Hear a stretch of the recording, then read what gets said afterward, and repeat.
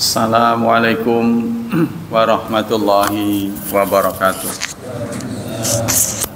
Innal hamdalillah nahmaduhu wa nasta'inuhu wa nastaghfiruh wa na'udzu billahi min syururi anfusina wa min sayyiati a'malina. May yahdihillahu fala mudhillalah wa may yudlil fala hadiyalah. Asyhadu an la ilaha illallah wa asyhadu anna Muhammadan abduhu wa rasuluh la nabiyya ba'dah. Allahumma salli wa sallim ala nabiyyina Muhammad sallallahu alaihi wasallam wa ala alihi wa sahbihi wa man sara ala nahji ila yaumiddin. Amma ba'd. Ayo ikhwah, kajian akidah pagi ini adalah tentang roja. Dilihat dari sisi akidah. Karena pelajaran akidah. Jadi satu istilah kadang-kadang dibahas dari berbagai sudut pandang. Ini sudut pandang akidah. Definisi roja. Roja Roja usai huwa al amal fi min nahiyatihi wijhatahu. Roja terhadap sesuatu berarti ada keinginan, ya, ada amal. Amal di sini bukan ain tapi hamzah. Ada menginginkan sesuatu, angan-angan. Lawan dari roja itu khauf. Nah, kita pernah dengar ya, roja dan khauf. Biasanya sering diterjemahkan dengan optimisme. Kalau khauf namanya pesimisme. Pesimis dan optimis itu harus balance dalam diri kita. Definisi secara syar'i, roja itu diartikan dengan amalul abdi bi rabbihi wa husnudzan bihi fi jalbil khair wa daf'i syarr ma'a badli sabab. Harapan seorang hamba kepada Tuhannya dan baik sangka. Baik sangka kepada Allah, positive thinking. Dalam hal apa? Dalam mendapat kebaikan dan menolak keburukan. Jadi dalam menerima nasib, menjalani takdir, kita berpengharapan. Jadi kenapa kita punya pengharapan? Karena takdir yang kita alami kurang nyaman, ya, kurang berhasil, kurang pas, kurang sesuai dengan target. Nah, itu kita kadang-kadang menimbulkan rasa kecewa, ya. Kalau kecewa ini diterusin, nanti stres tingkatannya itu. Terus depresi. Depresi itu udah ditandai dengan tidak enak makan, tidak enak minum. Kemudian setelah depresi, frustasi. Frustasi itu cirinya udah merasa tidak perlu hidup lebih lama. Rasanya pengen mati. Nah, itu namanya frustasi. Jadi frustasi itu adalah keadaan menjelang bunuh diri. Ya, karena dia merasa hidup ini tidak perlu lagi gitu. Sudah tidak ada guna. Nah, ini penting ditanamkan saudara-saudara, terutama pada anak-anak muda, ya. Pada remaja. Karena antara sebab dan akibat itu kadang-kadang nggak tepat. Ya, kita selalu menginginkan anak-anak kita itu bekerja keras, belajar keras, tapi setelah mereka berhasil, kan itu hanya sebagai tujuan antara, ya, supaya dia menjalani hidup dengan nyaman, kerja, berumah tangga, kan seperti kita.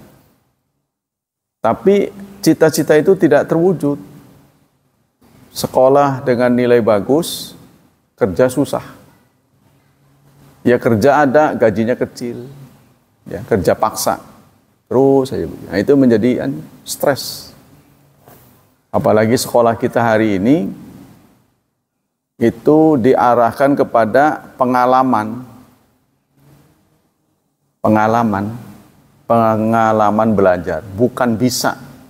Hati-hati loh ya. Saya sudah, di samping saya sebagai guru, saya juga kemarin mendengar uraian dari seorang dosen. Kita sekarang sebagai dosen itu terpaksa memberikan nilai tinggi karena supaya mahasiswanya lulus semuanya itu. Tujuannya memang lulus. Tapi soal bisa apa nggak bisa menjadi target karena dikatrol. Sebenarnya dari sisi standar nggak memenuhi syarat. Kan dulu pernah ada itu, namanya NEM ya. Standar nasional kan pernah kan? Jadi orang ketakutan itu digagas oleh Pak Yusuf Kalla supaya jadi standar nasional. Kalau kita nggak bisa, kita merenung kekurangan kita. Tapi kalau standarnya tidak ada, kita merasa bisa. Karena ini nilainya begini, bagus. Nah, begitu di lapangan nggak bisa. Jadi bukan bisa nggak bisa, tapi sekarang pengalaman. Jadi pernah belajar itu. Jadi apa namanya itu? Apa tuh istilahnya? Keberhasilan ya, berhasil. Jadi pengalaman belajar. Apa istilahnya itu? Nilai apa sekarang itu? Untuk kelulusan itu. Apa saya lupa lah. Jadi itu sekarang. Jadi kita harus lebih banyak membekali anak-anak kita. Itu di negeri seperti itu. Nah, karena pemerintah tidak ingin, sekolah-sekolah tidak ingin anak-anak didiknya itu sampai mengulang. Kalau sampai dia mengulang nggak dapat pos. Jadi harus setiap wajah baru. Selalu begitu. Ya, jadi berbagai masalah hari ini lebih banyak. Kita kembali ke sini. Definisi dari roja itu amalul abdi bi rabbihi wa husnudzan bihi fi jalbil khair wa dafi syarr ma'a badri sabab. Harapan seorang hamba kepada Tuhannya serta baik sangka untuk meraih kebaikan, meraih keberhasilan, meraih kesuksesan, dan meninggalkan hal-hal yang tidak nyaman. Tapi disertai sebab. Ya, disertai sebab, bukan instan. Jadi ada prosesnya, mengikuti proses. Allah saja mencontohkan kita. Sering Allah menyatakan huwallazi khalaqas samawati wal ard fi sittati ayyam. Dialah yang telah mencipta langit dan bumi dalam 6 ayam. Ayam itu bentuk jamak dari yaumun, artinya hari. Harinya Allah berbeda dengan hari kita. Maka suka diterjemahkan dengan periode. Sebab kalau hari 24 jam, ya kalau dalam bahasa Islam malah hari itu bukan 24 jam, 12 jam. Berarti kita ngitung 6 kali 12, berarti Allah menciptakan langit dan bumi. Bukan, maksudnya bukan itu. Di ayat yang lain Allah mengatakan wa inna yauman inda rabbika ka alfi sanatin mimma ta'udun. Satu hari menurut Tuhanmu ya setara dengan 1000 tahun menurut hitunganmu. Tapi sepertinya jelasnya apa? Eksaknya berapa? Nah, kita tidak diberitahu. Pokoknya 6 hari. Nah, kita kembali ke sini. Jadi Allah mempunyai kekuasaan, dengan kemahakuasaannya itu mencipta langit dan bumi tidak pakai hari lagi sebenarnya. Sekaligus bisa. Cuma alam nggak bisa. Alam nggak bisa dipaksa. Jadi kalau sesuatu yang harus berproses dipaksa, pasti jebol. Contohnya kita ngecor. Kan ada waktunya tuh. Kita bisa tes, oh udah kering. Ya, biasanya diselimutin dulu pakai karung basah apa itu. Kalau orang bikin ya kan, jalanan kan. Nah, dipaksain ya itu yang masih ada sisanya itu, ada bekas motor ada apa itu. Karena maksa itu. belum kering udah dilindes.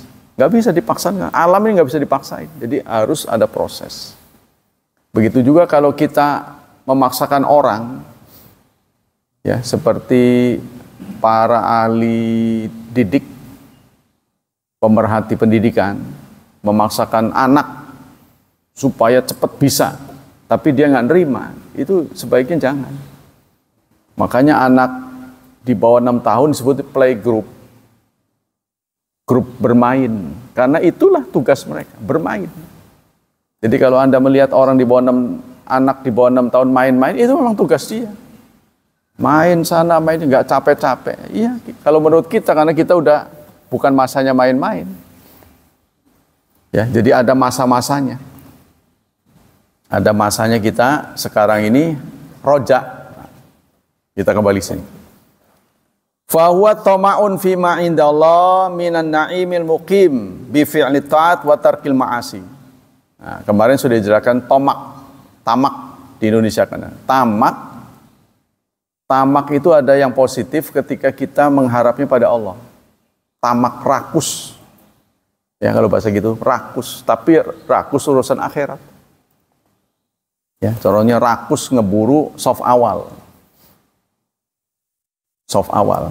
Jadi dalam urusan akhirat tidak boleh kita mendahulukan orang lain. Contohnya titik pahala sholat berjemaah itu kedekatan dengan imam. Ingat tuh, kedekatan dengan imam.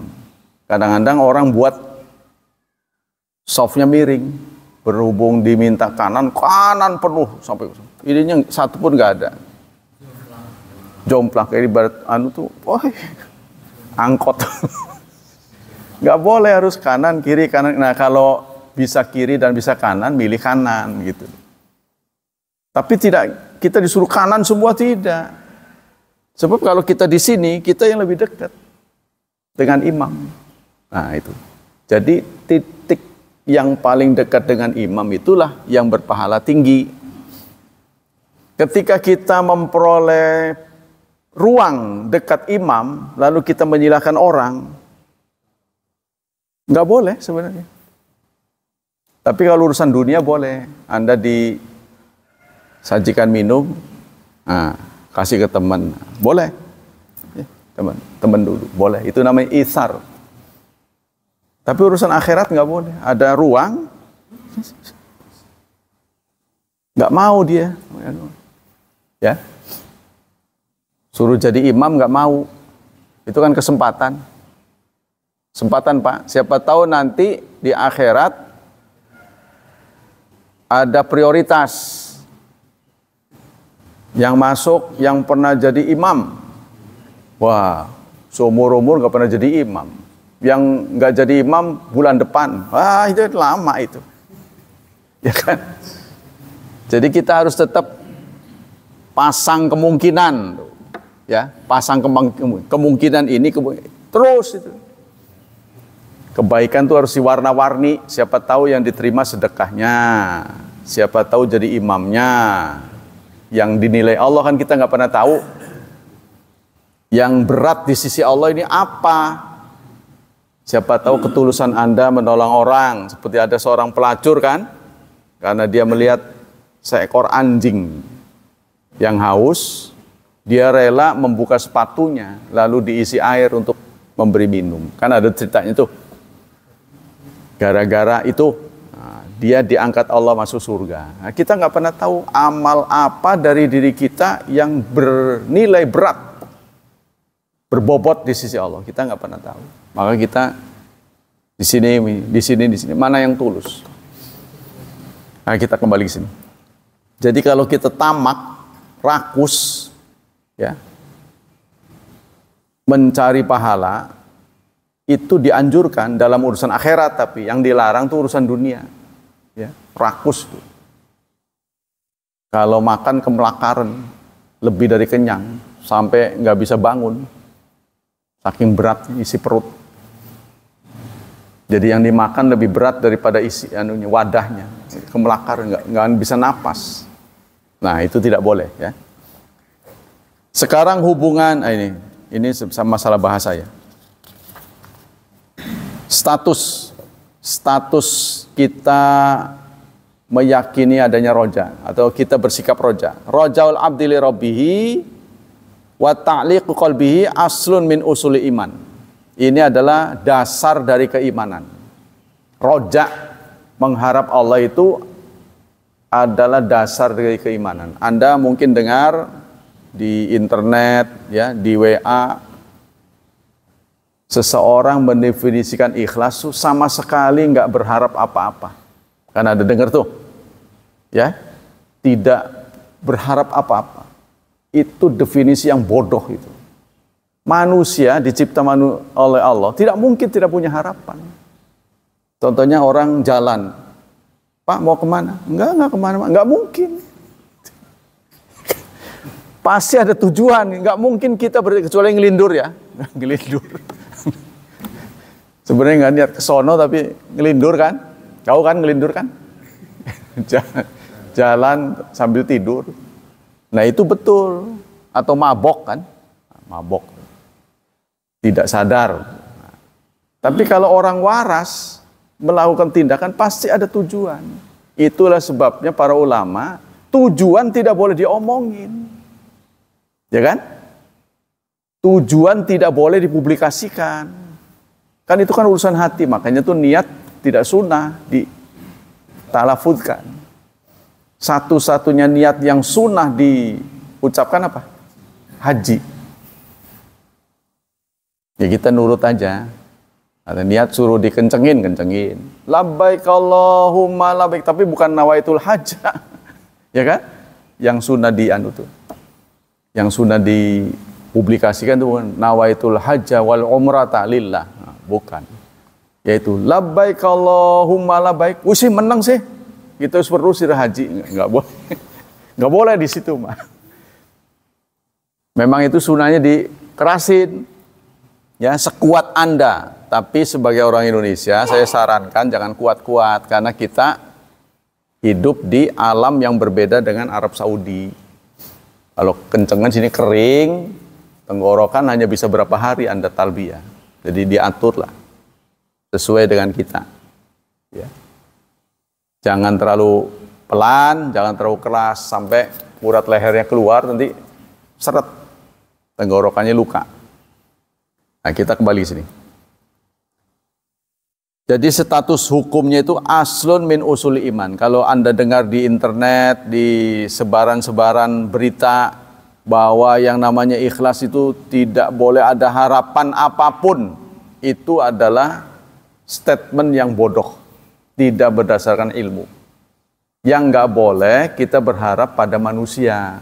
Kalau kepada Allah boleh, justru itu motivasi. Kan Allah sering mengatakan, ya, wa'adallahu al-mu'minina wal mu'minat, Allah berjanji akan memberikan kepada mukmin dan mukminat jannatin tajri, surga. Kan itu janji Allah. Iming-iming bahasanya. Promo. Ya kan? Rakaatul fajri khairun minad dunya wa ma fiha. 2 rakaat fajar lebih baik daripada dunia dan kan promosi itu. Bolehkah kita melakukan tindakan karena promosi Allah? Justru dianjurkan. Karena manusia tidak mungkin sepi dari niat, sepi dari tujuan, tidak mungkin. Pasti ada motifnya. Nah, motifnya kita lempengin hanya kepada Allah. Jadi definisi ikhlas yang benar itu definisi yang disampaikan oleh Ibnu Taimiyah. Ikhlas adalah tidak mengharap dinilai kecuali oleh Allah, tidak ingin dilihat kecuali oleh Allah. Nah itu namanya ikhlas. Bukan apa yang digambarkan oleh seorang dai. Ikhlas itu kayak orang buang air katanya. Kita buang air besar nggak dilihat-lihat lagi, itu bukan itu mah. Harus dilihat. Apa yang kita amalkan harus dilihat. Apa ada kekurangan apa enggak, ya, muhasabah namanya. Kita sudah beramal nih, ya, udah sholat, tasbih, tahmid, berkurban, sedekah, macam-macam lah. Kita harus evaluasi. Siapa tahu ada pori-pori yang terbuka. Sehingga istilahnya ngisi ember itu embernya bocor. Sampai ke tempat isinya nggak ada. Khawatir begitu. Dalam istilah Quran tuh wa yahsabuna annahum yuhsinuna sun'a. Tahukah kamu adallu a'mala, orang yang paling sia-sia amalnya? Orang yang sudah berbuat, dia mengira perbuatannya baik. Tuh. Sama dalam suratul Ghasyiyah juga ada. Amilatun nasibah. Aktivis-aktivis yang lelah. Sudah bekerja, amilat, beramal. Tapi tasla naron hamiyah, amalnya itu justru menceburkan dirinya ke neraka. Nah, kita harus berevaluasi. Kita lanjut. Farraja yang bagi ayat ta'ala, hakikatul raja, hakikatnya. Ini ayat-ayatnya, nanti akan disebut ayat-ayatnya. Hakikatul raja amalu abdi bi rabbihi wa husnudzan bihi. Jadi di sini ada dua definisinya. Harapan seorang hamba dan berbaik sangka pada Allah. Itu namanya raja. Wastibsyarihi bi fadlihi ma'a mahabbatihi, serta bangga menjadi hamba Allah. Bangga, bukan malu ya. Bangga. Wa taqwahu wal khaufu minhu. Fa haqiqatu hadzal raja syumuluhu lil khauf wa raja ma fi'li sabab. Tapi harus mengikuti sebabnya. Kepengen sih kepengen, tapi sebabnya nggak diikuti. Contohnya saya berharap seperti orang kafir ya. Orang kafir pesan kepada ustadz, nanti kalau saya mati tolong disolatkan di masjid. Begitu seorang kafir pesan kepada ustadznya, dia kenal sama ustadz. Saya percaya bahwa Muhammad itu Nabi Allah. Saya tidak memusuhi beliau. Tapi nggak masuk Islam dia. Baik, kata ustadznya baik. Saya akan jalankan. Nah setelah yang meninggal, ya kan? Jenazahnya ada di belakang, bukan di depan. Ngerti nggak? Kan biasanya orang salat jenazah mah jenazah di depan. Dia mah disolatin tapi di belakang. Orang bertanya, loh kenapa ini kok biasanya, kan dia waktu hidupnya belum sholat, jadi ngikut saya dulu. Jadi ini guyon saja. Jadi kita tidak bermusuhan. Saya tidak memusuhi Muhammad, tapi nggak mau masuk Islam. Ya, dalam ajaran Islam sebaik apapun orang, kalau dia tidak beriman, tidak bisa membuka kunci surga, karena kuncinya itu iman. Nah kita kan dunia akhirat. Dunia kuncinya ilmu. Kalau dalam bahasa saya mah itu skill. Seperti saya mengajari murid-murid saya yang malas-malas kan rata-rata hafal. Rata-rata mereka hafal. Ya di Darul Hufaz itu programnya 30 juz, ada yang 5 juz, 7 juz. Tapi bukan urusan hafal. Kalau saya ngomong Anda bisa tampilkan surat berapa, ayat berapa gitu kan, hafal doang ngapain gitu kan. Makainya gitu deh, dipakainya. Seperti Pak Mul, juara silat, begitu ada musuh bisa dipakai gitu. Ya kan? Guru mah guru silat, begitu ada musuh mati kutu. Nggak keluar semuanya. Ya buat apa? Atau Anda pinter, setelah keluar dari pesantren menang bae di rumah. Ya buat apa? Sebab kita kan interaksi dengan orang. Benar nggak? Bapak perhatikannya, Bapak dapat rezeki dari Allah apa dari manusia? Mungkin kita bisa jawab hakikatnya dari Allah, tapi perantaranya kan manusia. Kalau yang dari Allah tuh begini, ya Allah, saya miskin, tagihan sudah numpuk, ya didengar oleh bluk, emas, ya benar. Nah itu dari Allah, langsung ada di tangan, ya kan? Tapi kita mendapat rezeki kan bekerja, dapat upah, jualan, dapat dari pembeli, kan begitu kan perantara. Ini hakikatnya dari Allah memang, penggeraknya. Tapi tetap yang kita lihat secara fisik itu manusia. Maka kalau kita punya ilmu tinggi, tidak berinteraksi dengan manusia, Saya pikir bukan keterampilan. Benar nggak? Sekarang seorang murid hafal Quran. Buat apa kalau nggak jadi imam? Nggak bisa dinikmati orang. Ya kan? Anda pinter nggak bisa dinikmati oleh orang lain. Nah, sesungguhnya kalau kita perhatikan amal bernilai di sisi Allah tuh, kalau kita berkorban untuk orang. Berkorban untuk orang. Contohnya kita dengan Anda ya, katakanlah kalau Anda sudah ngerti datang ke tempat ini untuk syiar. Ya, kalau Anda tipe orang yang nggak bisa berdakwah, sudah ngerti ilmunya, tetap datang supaya orang kepanggil, ngelihat, karena sikap kita itu dakwah. Kita udah bisa sholat, bisa ngimami, tapi kita tetap menjadi makmum. Itu juga dakwah. Dengan kita keluar dari rumah, orang lihat sehari semalam 5 kali, kan tetangga jadi nggak enak. Tetangga tuh sholat tuh, ikut sholat, atau paling nggak ngumpet di rumah dia. Giliran waktu sholat dia ngumpet, ya.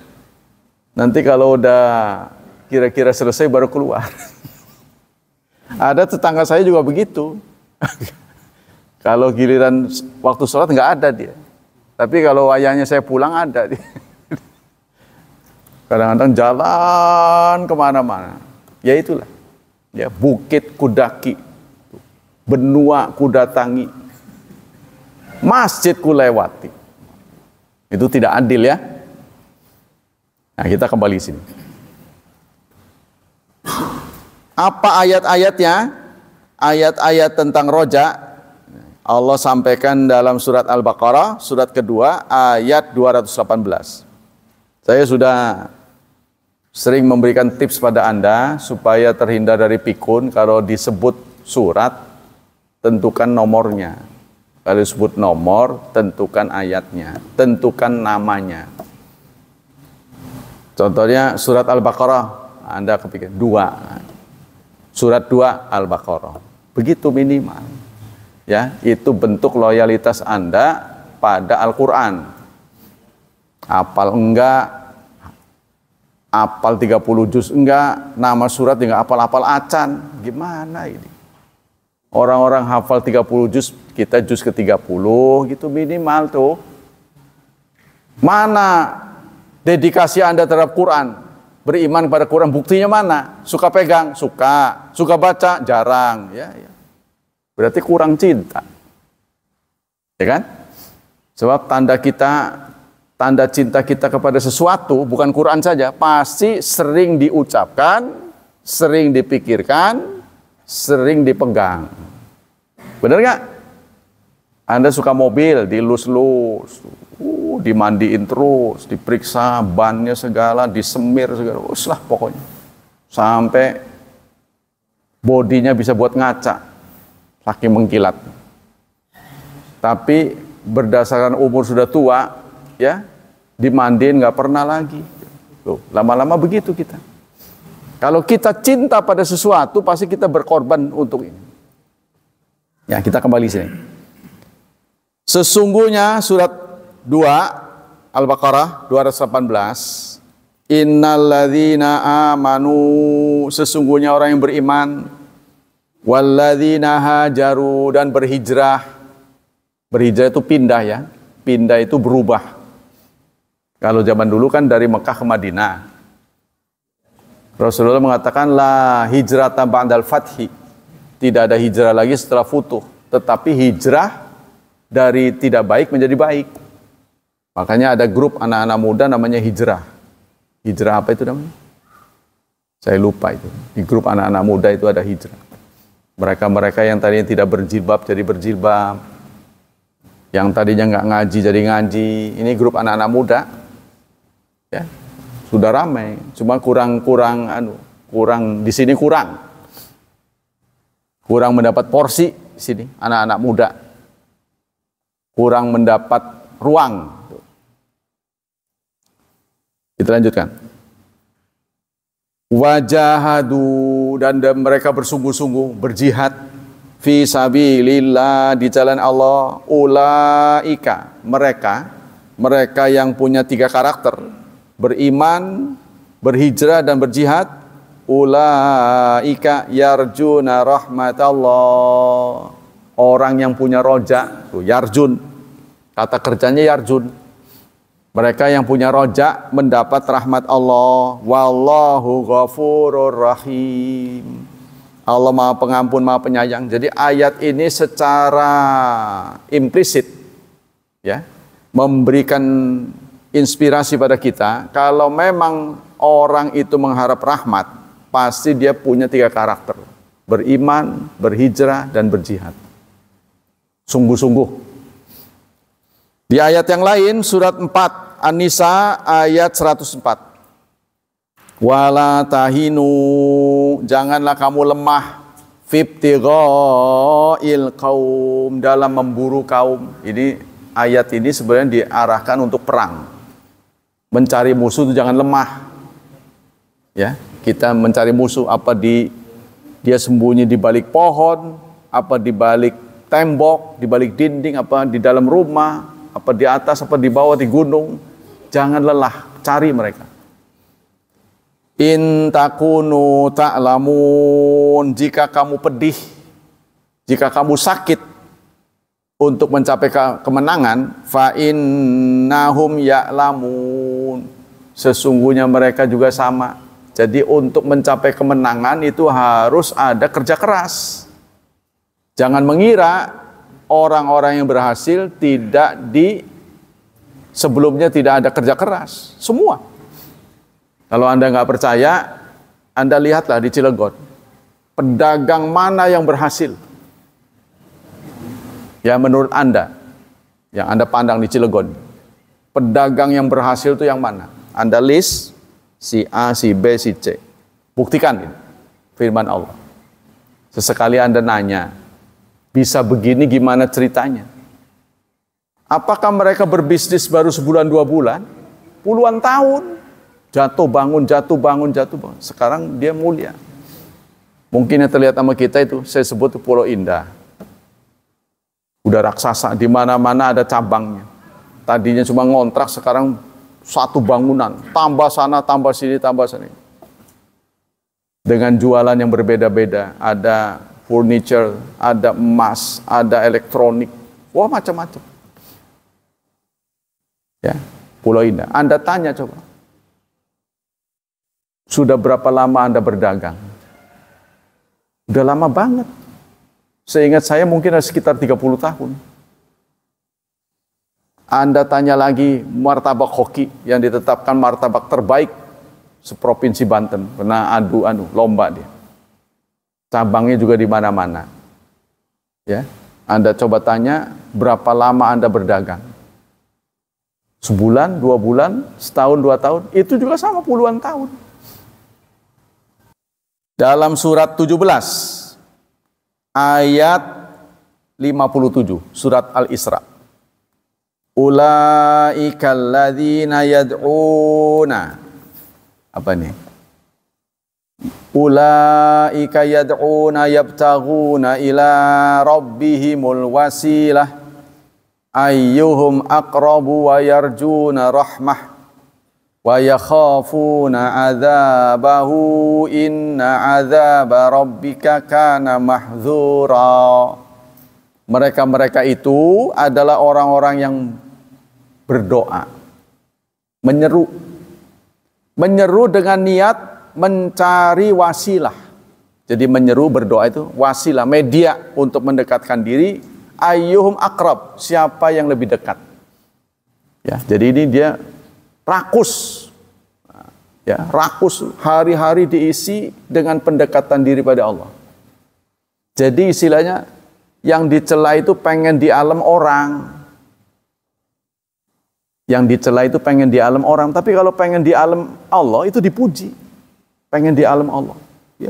Beramal itu terus giat, nggak pernah putus asa. Itu yang dituntut.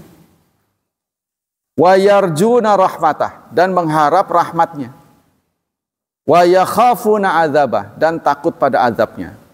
Inna adzaba rabbika, karena azab Tuhanmu kana mahdzura adalah sebuah keharusan, tidak ada yang bisa ditolak. Tidak ada yang bisa menghalangi kalau Allah mengazab.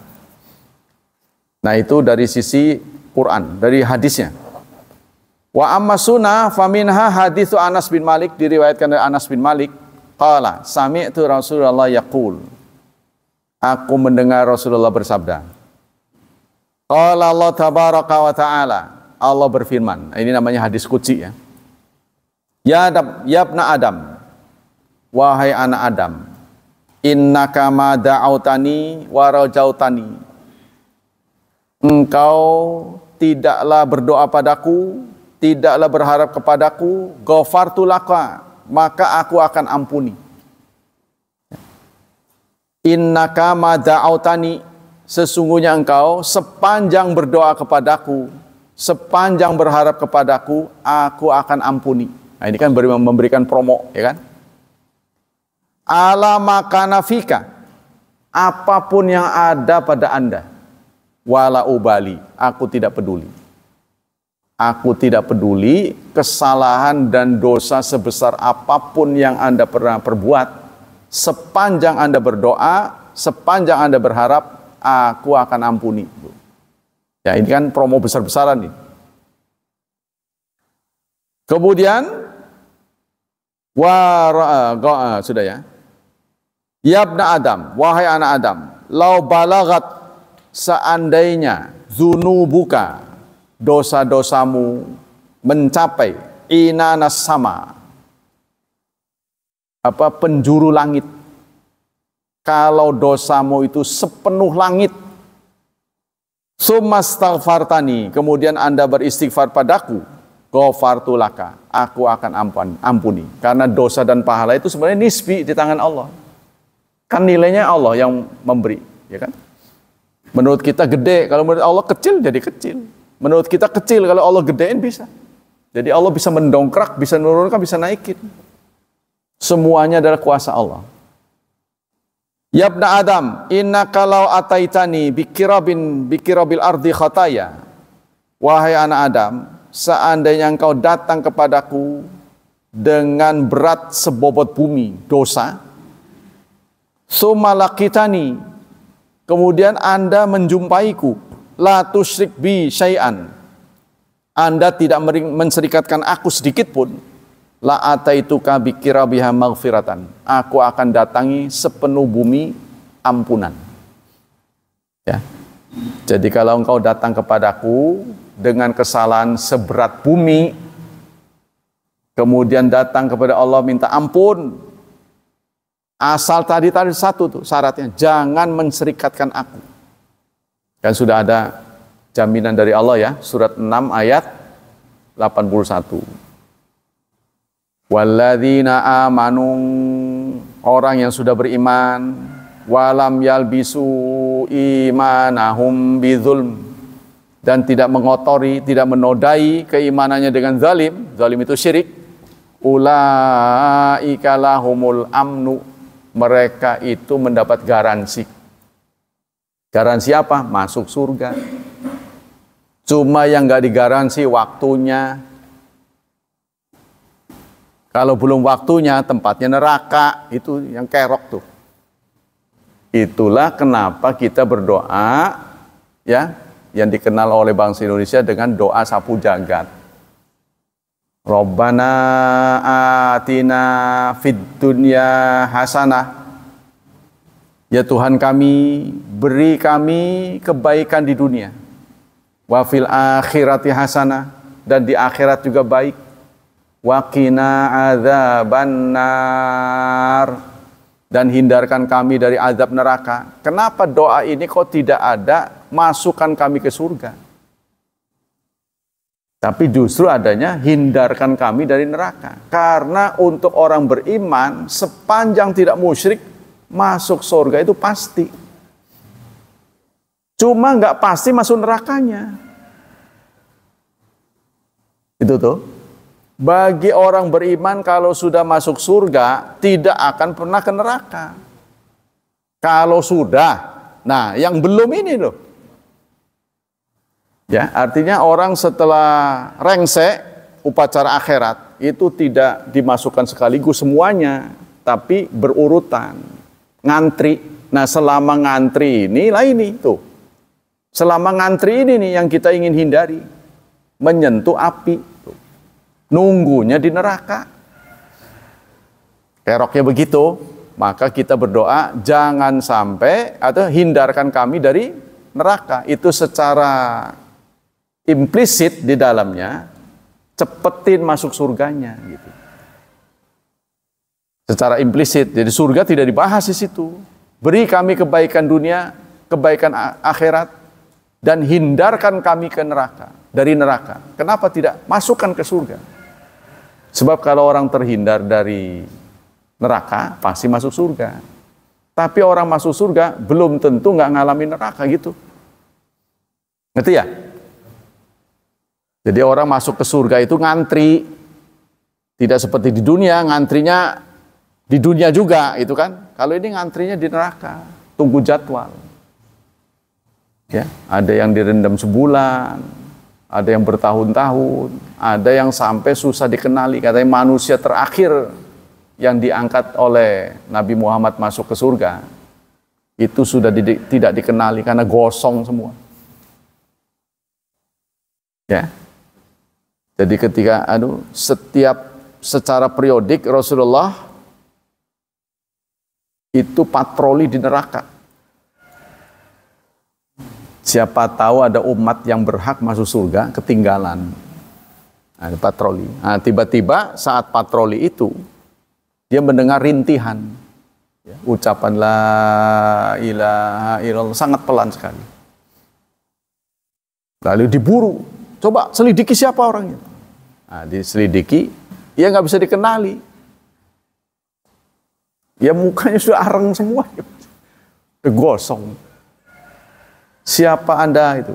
Saya pendosa. Saya orang yang jahat banget. Coba kamu pikir-pikir apa yang tersisa kebaikan kamu. Kamu pernah berbuat baik apa? Coba. Supaya ini bisa jadikan bahan untuk diajukan gitulah gitu. Kebaikan apa? Sama sekali tidak ada. Dia ngomong begitu, sama sekali tidak ada. Saya itu orang jahat, penuh dosa. Nah ini kebaikan ini. Ini kebaikan. Jadi ngaku salah itu kebaikan. Makanya kita ngaku merasa punya dosa itu kebaikan. Tapi ngaku benar nggak boleh. Kan? Benar kalau diaku nggak boleh. Wala tuzakku anfusakum, ada ayatnya. Wa aqrabu bimanittaqa. Jangan kamu menganggap dirimu paling bersih. Allah yang lebih tahu siapa yang bertakwa. Nah ini kalau kita ngaku dosa, kita beristighfar, karena namanya manusia itu ada syahwat. Tidak mungkin presisi. Itulah yang pernah diajukan keberatan oleh malaikat. Ya kan? Ketika Allah mengumumkan akan menjadikan manajer bumi diserahkan pada manusia. Inni ja'ilun fil ardi khalifah. Diumumkan depan malaikat. Malaikat setengahnya komplain. Ya. Inni ja'ilun fil ardi khalifah. Qalu, malaikat berkata, ataja'alu fiha may yufsidu fiha wa yasfikud dima. Adakah pantas yang menjadi khalifah itu? Apa itu? Ataja'alu fiha may yufsid, yang berbuat kerusakan. Wa yasfikud dima, dan akan menumpahkan darah. Apakah makhluk yang berpotensi berbuat kerusakan, menumpahkan darah, layak menjadi khalifah? Wa nahnu nusabbih bihamdika wa nuqaddisu lak. Sementara kami senantiasa bertasbih, presisi. Wa nusabbih bihamdik, serta memujimu. Allah hanya menyatakan inni a'lamu ma la ta'lamun. Aku lebih tahu apa yang kalian tidak tahu. Ya, kemudian Allah memamerkan wa 'allama Adamal asma'a kullaha. Allah kemudian memberitahu kepada Adam nama-nama. Tsumma aradahum 'alal malaikati. Kemudian dipamerkan pada malaikat kepintaran Adam. Faqala ambiuni bi asma'i haula'i in kuntum shadiqin. Allah berfirman pada malaikat, coba Anda sebut ini apa namanya? Ini apa namanya? Malaikat langsung nyerah. La ilma lana subhanaka la ilma. Maha suci Engkau. Tidak ada ilmu bagi kami. Illa ma'alam tanah. Kecuali yang Engkau ajarkan. Ya kan? Apa itu? Qalu subhanaka la ilma lana illa ma'alam tanah innaka antal alimul hakim. Allah kemudian berbalik kepada Adam. Ya Adam, ambihum bi asma'ihim.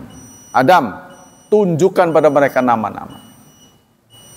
Falamma amba'ahum, selesai menunjukkan nama-nama, qala alam aqul lakum, bukankah aku sudah sampaikan inni a'lamu ghaibas samawat. Tuh kan, benar kan? Adam itu lebih unggul.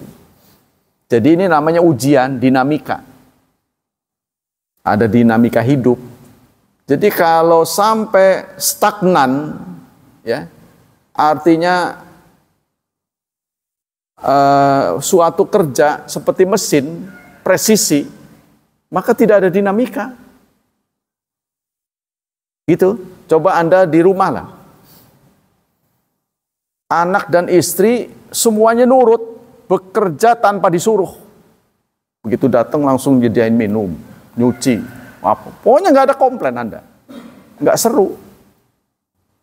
Anak begitu jadwal langsung belajar, pulang tepat waktu, belajar lagi. Nggak ada komplain, nggak ada ngomong, pokoknya semua tepat. Bagaimana Anda menilai begitu? Lama-lama bosen.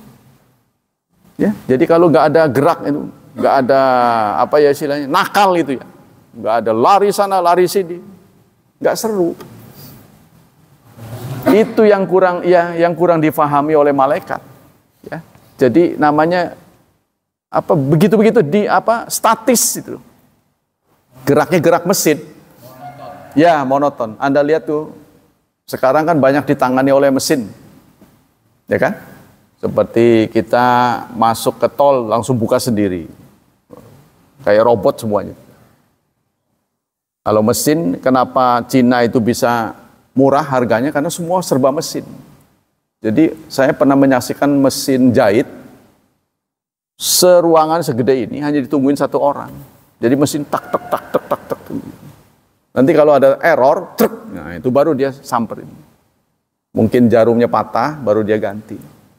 Enggak seperti kita yang modal ini padat karya, orangnya banyak, kerjanya kurang. Ini kerjanya banyak karena mesin semua.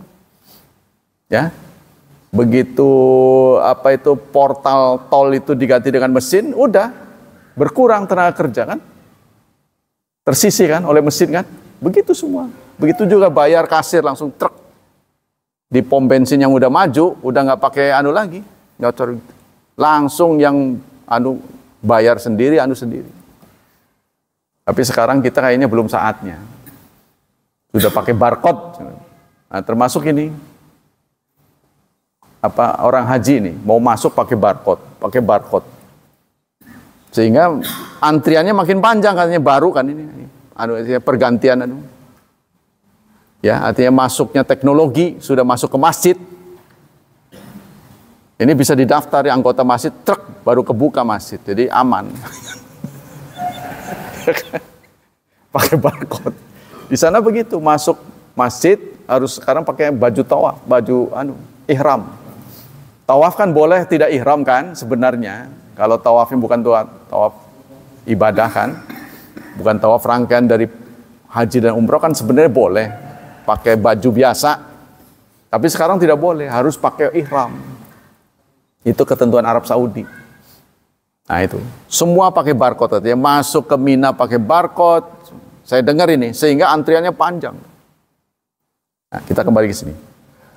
Dari Abdullah bin Amr, qala arba'una khislatan a'lahunna manihatan al-unzu wa ma min amilin ya'malu bi khislati minha raja thawbiya wa tasdiqi mau'udiha ila adkhalahu Allah bil jannah.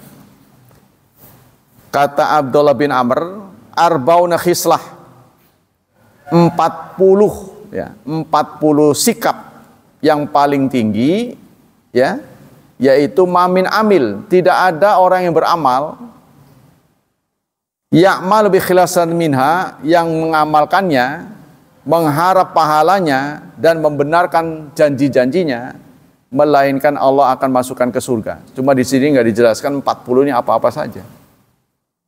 Ini disebut 40 sikap ya, 40 perbuatan kalau dilakukan oleh seseorang, dia percaya terhadap janji Allah serta yang dijanjikan, maka akan Allah masukkan ke surga. Ini harus dilihat anunya, syarahnya ya. Hadis ini diriwayatkan Bukhari, kitab hibah. Dari Anas, anna nabiyya dakhala ala syabin wa huwa fil maut faqala kaifa najiduka. Suatu saat Rasulullah berkunjung pada seorang sahabat, anak muda yang mendekati kematian, lagi sekarat, didatangi oleh Rasulullah. Lalu Rasulullah bersabda, bagaimana, apa kabar? Bagaimana Anda kalau bahasanya, bagaimana Anda mendapati Anda? Bagaimana Anda mendapati Anda? Maksudnya bagaimana perasaan Anda sekarang? Ya, kurang lebih gitu. Qala, wallahi ya Rasulullah, demi Allah ya Rasulullah, inni arjullah, sekarang saya punya pengharapan pada Allah. Wa ini akhafa dzunubi, sesungguhnya aku takut pada dosa-dosaku. Harapan saya besar pada Allah untuk menolong saya. Saya sangat takut pada dosa. Faqala Rasulullah bersabda, la yastami'ani fi qalbi 'abdin fi mithli hadzal mautin illa a'tahullah. Dua hal ini tidak berjumpa, tidak bersatu pada seorang hamba dalam situasi seperti ini, melainkan Allah akan berikan ma yarju, apa yang dia harap, wa amanahu mimma yakhafu, dan Allah akan mengamankan dari apa yang dia takuti. Ya, jadi ini menceritakan kondisi sahabat, seorang pemuda sekarat, ya, sakit keras, dikunjungi oleh Rasulullah. Lalu Rasulullah bertanya, bagaimana perasaan Anda sekarang? Ya Rasulullah, saya sangat takut dosa. Saya sangat berharap Allah akan mengampuni dosaku. Nah, kata Rasulullah, sabda Rasulullah, dua hal ini tidak bersatu pada diri seseorang yang kondisinya begini, melainkan Allah akan ampuni. Yaitu apa? Pertama harapan, yang kedua takut. Ya, tadi harapan dan takut kan dua kan? Khauf dan roja berkumpul. Di sisi lain dia takut terhadap dosa, di sisi lain dia berharap pengampunan. Ayyuhuma yaglab abdu khauf am roja, mana yang lebih dominan, roja apa khauf? Harapan, pesimis apa optimis? Mana yang harus lebih dominan? Tergantung situasi. Kalau dilihat dari umur, anak muda harus lebih banyak takut, khaufnya harus lebih. Kalau orang tua, rojanya yang lebih, ya, karena kuotanya mau habis. Jadi sikap kita juga kepada anak muda harus kasih takut itu. Artinya remnya harus lebih banyak. Ya, kepada yang tua digas, gitu, karena dia udah kendor, harus digas. Ayo ibadah, jangan malas. Kita supaya husnul khatimah, jangan malas. Karena di masa tua kan semakin kendor. Nah, ini ujian buat kita. Sebenarnya targetnya husnul khatimah. Ya. Kalau dilihat dari grafik, usia kita makin tambah, dia makin naik harusnya. Semangat akhiratnya makin naik. Seharusnya, sehingga di titik tertentu itu adalah semangat tertinggi yang dicapai, husnul khatimah. Nah, jangan sampai usia nambah, tenaga kendor, makin kendor. Nah, ini ujian buat kita, beratnya begitu. Ya, tenaga udah semakin berkurang, jalan juga udah nggak flat lagi, miring itu, bisa nabrak. Tapi suruh semangat tinggi, semangat tentara, semangat 45, terus gagah. Harus kita kondisikan diri kita, jangan pernah bosan, Jangan kendor, terus. Ya, itu sampai di titik tertentu, husnul khatimah. Itu yang capaian yang berhasil. Jangan kita menyikapi orang terbalik. Ya, kepada yang muda roja, kepada yang tua khauf. Ya, contohnya orang muda kita hadapi nggak apa-apa, saya jarang sholat nggak apa-apa. Allah Maha Pengasih, Maha Pengampun. Nanti juga dimaafkan. Dan makin anulah dia. Kepada yang tua, yang sudah ngap-ngapan, malah dikasih takut, ya, khaufnya berlebihan. Bapak sih dulu mudanya sembrono, jadi begini. Wah, makin takut dia. Jadi nggak boleh, harus diberi harapan lebih tinggi. Al-qalbu fi siyari ila Allah wa bimanzilati ta'ir, katanya. Kalbu dalam perjalanannya sama dengan burung, katanya. Fal mahabba ra'suhu, cinta adalah kepalanya. Kalau ibarat burung, ya, diilustrasikan burung. Khauf dan roja adalah kedua sayapnya. Jadi sayap ini harus berimbang. Ada khauf, ada roja, khauf, ada roja. Tapi basicnya adalah tadi itu, cinta kepada Allah. Famata salima ra'su wal janahan fatair jayyidut tairan. Maka ada burung yang kepalanya bagus, kedua sayapnya normal, maka dia akan terbang dengan baik sekali, akan lancar. Wa mata kata ra'su mata tair.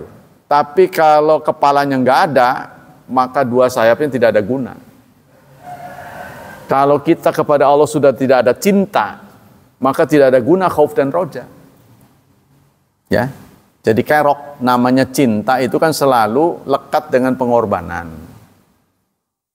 Ya, kalau orang bertanya kenapa Anda mau ditipu oleh ahli-ahli agama, sholat terus, nggak capek tah, bolak balik, dia kelihatannya nggak ada manfaatnya.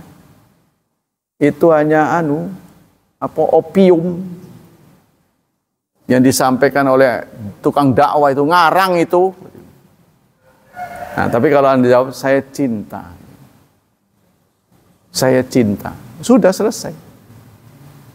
Anda udah tahu anaknya tuh keblinger tuh. Masih dibelain apa? Saya cinta. Selesai udah. Ya kan? Jadi kalau cinta itu kita pengorbanan. Biar orang ngomong apa, kalau cinta nggak peduli. Nggak usah peduli. Apalagi kita melihat udah benar. Ya. Cinta namanya. Wa mata